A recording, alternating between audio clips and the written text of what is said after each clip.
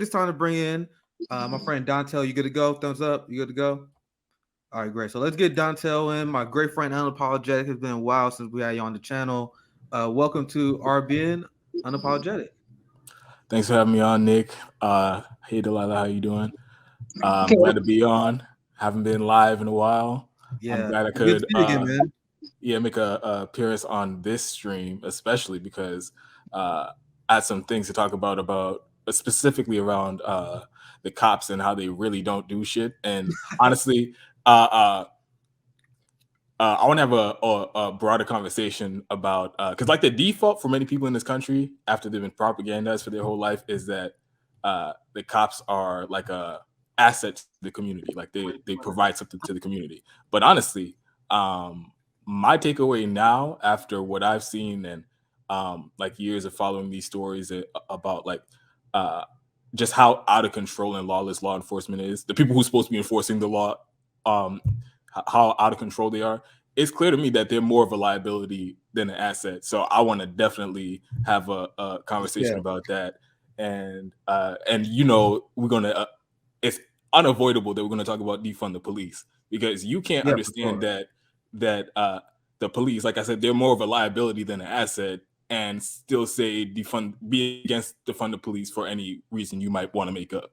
It's been super hilarious watching people cover the Uvalde police story without coming to that same conclusion. They try and dance around it the best they can. Me and CJ explained how liberals they were trying their best to make it about guns, and we was like, "No, motherfucker, this is a story about police incompetence." Despite how much you guys are trying to make it otherwise, and people who see the cops allow kids to die, then there's other stories of cops allowing people to die, and then now there's this point where liberals have to come to accept what advocates of the defund police have been saying from day one. And I have seen people that's to my right, at least online. I am online a lot, right? So I did see a lot of these people like, man, maybe defund the police people was right. I saw Yeah, Brown Gray tweeting out defund the police. And I am seeing people adjust their position ever since we started RBN. And I will get you right back into Lyle, but before I want to do that, I want to invite my amazing friend. I love the image you put for this stream too, Zoya. I co-founded Tandem Man with Zoya. She's been a long time activist, especially calling out the police state, but among other things. But the police is where she's the strongest, and it's great to have you here. Zoya is love. Zoya is life. How you doing, my friend? Awesome. Hi, Nick. Hi, Delilah. Good to see both of you again. Actually, all three of you on Apologetic as well.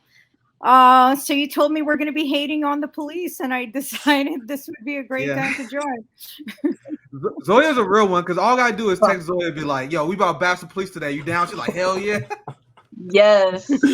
There's good people. I'm happy to talk to you again. It's nice. Yeah, so Thank I'm you. loving this panel because when it comes to talking about the police, couldn't have three better people here. So this should be a good one. I see a few people in the chat saying this as well. Please like the stream, please share, so we can help radicalize our American brothers and sisters, especially on this topic.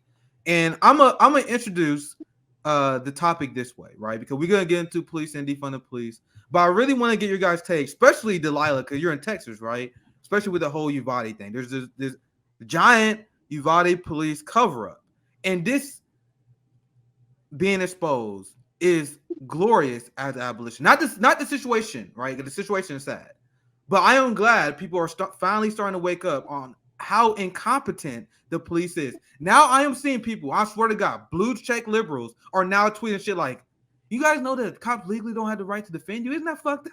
Like it's Yeah. slow drip, and now the people that are liberals, they're gonna slowly start walking away. The people who are paid, they won't, right? But the people who maybe watch them, who have no like financial interest in being a liberal, they're gonna slowly start shifting to our side, and we have seen that recently. So I'm gonna go around the panel and get you guys thoughts on this. But this is, and I'm gonna show you guys a few headlines with the Uvalde police. This is the first one. Vice got a horrible website, don't they? They get high in the headline. Look at that. What is that? But anyway, Uvalde hires private law firm to argue it doesn't have to release school shooting public records. Now I'm asking you guys, if they was protecting and serving if they was doing what they are supposed to do, why are they so scared to release the public records? Now there are a lot of theories coming out that, hey, shit, the cops might have killed a kid or so. Right? They're likely to have fucked up somewhere. That's Absolutely. just their norm, right? Sorry. No, guys, feel free to interrupt when I'm doing my presentation here. If you guys want to chime in, feel free to interrupt with anything. I would love to hear from you guys as well. But think about this. Uvalde hires private law firm. Pause. Now, do liberals even think about this kind of stuff? Like, where is this money coming from? Do fiscal conservatives ever think about this? Like, so Uvalde hires private law firm with what money? The money they steal from the people. Uvalde Police Department takes 40% of the city's budget. So I'm gonna pull this tweet and I'm gonna pass around the panel here. This is why, if you are class conscious, if you consider yourself even a social democrat, to be honest, I know we got criticism of social democrats, but even if you're a social democrat, you should be supporting defund the police. If you're a pro worker in any way, shape, or form, if you believe in democracy in any shape or form, you should be for defunding the police and allow communities to allocate the funds the way they want, right? So this is what our taxpayers in this unhinged capitalist police state demands of us. With our taxes, we don't get health care. I gotta see homeless people everywhere because my brothers and sisters are allowed to go homeless because our taxpayers don't provide housing. But instead, this is what it provides.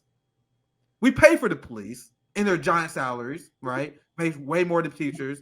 I think the average, please correct me if I'm wrong, because I'm going on top of my head, but I think the average NYPD cop pays like $150,000, $125,000 a year. Something fucking insane. Probably more than that, probably understating. But so we Don't pay forget the money in the unions. There's there's billions there. Absolutely. So we got paid the private lawyers to defend the police when the police are bad. Let's go back to this headline. Uvalde taxpayers are paying for the fact that their cops allowed to kill kids and teachers. How fucked up is that? And teachers too. Important. Thank you for bringing that up. Now let's continue this tweet because this is a great tweet. Pay for private lawyers to prevent the release of public records. Pay for the investigation into police and any litigation that arises, and we pay out damages. So do you guys see when I frame it this way? Do you guys see how unbelievably ridiculous it is to be against the concept of defunding the police? But I'm gonna start with Delilah, and then we go Dontel and Zoya, so you guys can give any thoughts on what I read, especially Delilah, because you're in Texas. You can also kind of chime in on what you're hearing on the ground, like what's your criticism of the Uvalde police. Go ahead, take away Delilah, and then we go Dontel next. I mean, I have had nothing but criticism of the Uvalde police since I first heard of what happened. I'm a radicalized in part to them. You know what I'm saying? Because of the things I've experienced and the things I've learned and had to deal with. And that's just part of the expectation. And I'm trying like hell to get people to get with the expectation that they shouldn't be in your communities causing you harm. Like, and it's so hard to like push through those boundaries, because I do meet a lot of propagandized people that are like, thin blue line types, but after this, they can't say anything like that. You know what I'm saying? They're all quiet about their support for police, and it's just, I don't even know if it's enough. I hope it is. I'm pretty tired. Like, as a mom, as a person who works to dedicate their life to helping help save other people's lives, I'm not okay with this. This isn't an excusable loss of life by any measure. And it's in part of the institution. The prison industrial complex serves nobody besides capitalists, let alone the communities. And, my thoughts are that defund should be the first thing to come to your mind, because every single dollar, like you said, it's taken away from the children and the teachers and the workers and the community members.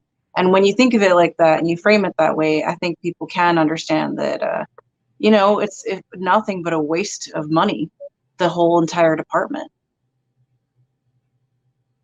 Well, so I'm going to get Dontel. Is there anything you want to add to our presenter, or anything you want to add to what Delilah was saying as well? Yeah, so there are many every aspect of this cover up is outrageous, and the whole incident. But there are two things that can't be lost in the whole thing. One is that 19 kids and 2 adults were killed, and during the entire incident, the police were on the scene, and they didn't do anything for the entire time. And so they're responsible for that, and that's why the public should have access to the records to find out exactly what happened. But then on top of that is this giant cover up. First of all, what I want to make a point of is that this isn't like some one-off incident. You see how smoothly everything is working? They do cover-ups like this all the time. There is no nobody come like breaking ranks. There's nobody saying what the fuck is going on in the police department. This is crazy. We just let 19 kids get killed. We were sitting there on the scene, and we didn't actually. Let me rephrase that. They did not do anything.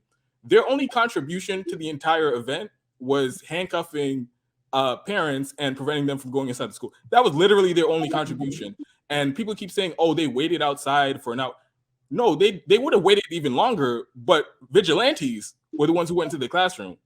So for the entire event, their only contribution was preventing people from saving their kids. And then the entire police department, the local city council, the governor's office, the attorney general, everybody in the state is now actively participating in the cover-up of something this heinous. So again, it brings the broader question of, similar to the point you were making about how they're using public funds to do all this stuff. How often is this apparatus of like intergovernmental agencies used to deceive the public and hide information from the public that they need to know? So I think those are important questions that people should be asking right now. Yeah, guys, this is one that I think this was the most deadly school shooting since Parkland, right? So you had the national media hone in on Uvalde.